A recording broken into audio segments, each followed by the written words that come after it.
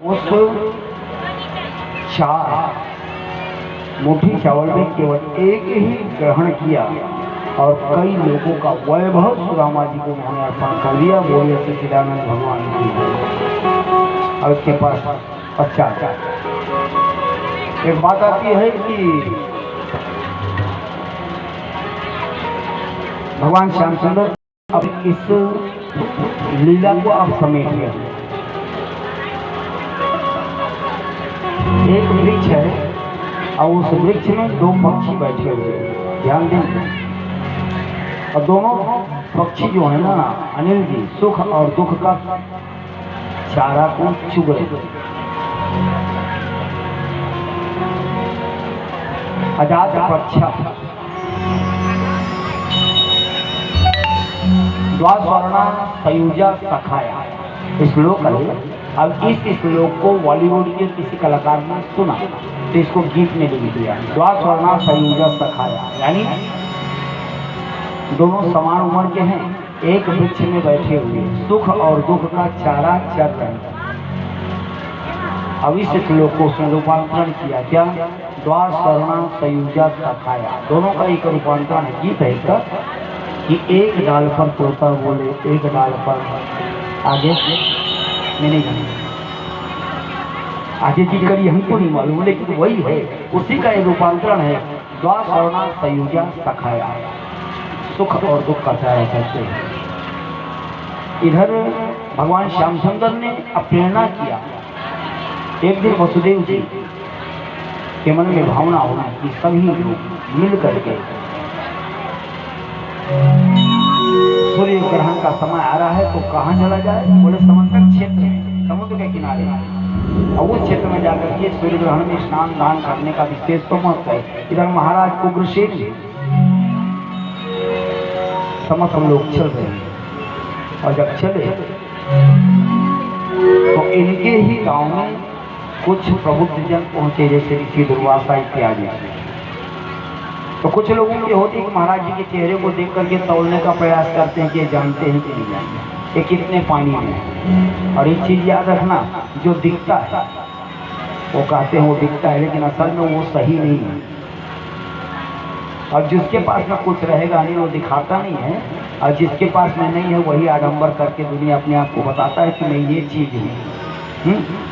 वो बताने का संगल लगाकर दुनिया भर के आडंबर करके रूप बदल करके अपने आप को साधु कहलाने का प्रयास करता है, लेकिन हकीकत में उसके पास रहते हैं। दुर्वासा इत्यादि ऋषि वहीं पहुंचे हुए, भगवान के ही पुत्र शाम प्रद्युम्न ये सब पहुंचे। अरे देखिए, ऋषि खाली माला जपते हैं, दाढ़ी बढ़ाए कि कुछ जानते हैं। और ये जानने के उन्होंने क्या किया, एक लड़के को उन्होंने स्त्री का परिधान पहना दिया और पेट में तकिया को डाल करके वो बांध दिया, ऐसा लगा ये गर्भ से। अब घूंघट डाल दिए और जा करके पूछे कि ऋषिवर जरा बताइए, हमारे गांव में नई नई बहू आई है, भाभी है, इसके पेट से क्या होगा, बेटी या बेटा?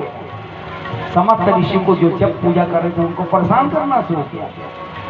दूर से देखिए दुर्वासा भगवान के ही बेटे, भगवान के ही वंश होकर के ऐसा अपकृत्य कर जो नहीं करना चाहिए। गरे इधर आओ, मैं बताता हूँ इसे गर्भ से क्या होगा। और उनको बुलाए, अब बुला करके उन्होंने कहा संतान किसकी होती है? स्त्री की। और ये नई स्त्री है ना कुछ, लेकिन तुमने आडंबर रचा और वो भी हमारी पूजा में विघ्न डालने के लिए। से मैं कहता हूँ जाओ, श्राप है मेरा, इस लड़के की जब वस्त्र को उतारे और जब उतारोगे तो ना बेटी पैदा होगा ना बेटा पैदा होगा, बल्कि एक बड़ा सा मूसल पैदा होगा और उसी मूसल से तुम्हारे यदुवंश की नाश हो जाएगी। ये मेरा श्राप। ताली मत बजाइए, भगवान के विनाश होने का श्राप मिल रहा है। कथा नहीं सुनते क्या ध्यान से? इसमें दुख होना चाहिए तो आप बड़ी प्रेम से ताली बजाते हो, मत हो गई। कथा क्या है पता नहीं, बस ताली पीटना है। बगल वाले ने पीट दिया, आपने भी पीट दिया। 56 करोड़ यदुवंशियों का विनाश होने का इसमें भगवान कृष्ण भी शामिल है। बालक कितने जरे महाराज उग्रसेन के पास पहुंचे, राजन देखिए तो श्राप मिल गया हमको।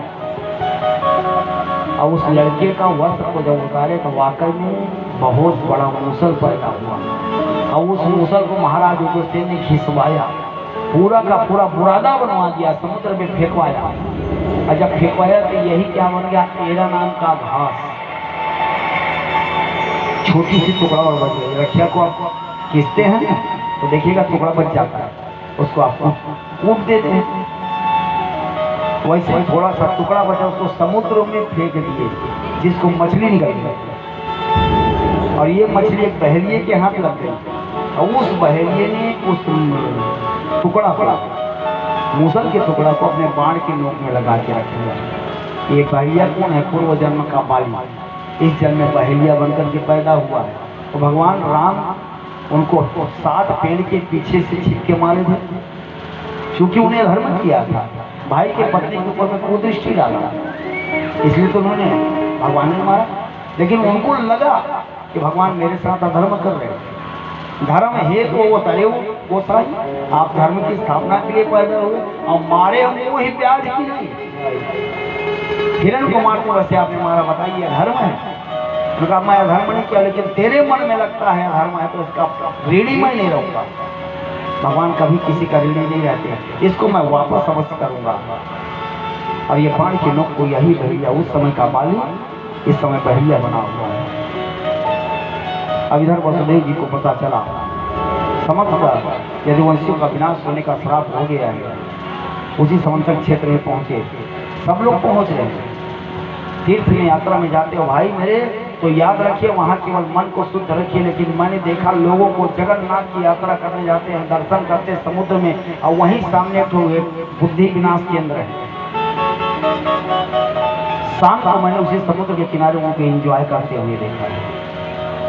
मूर्खता है तुम्हारी, ऐसे जगह में जाकर के ऐसे करते हो तो तुमसे अधर्मी और तुमसे पापाचारी और कोई हो ही नहीं सकता।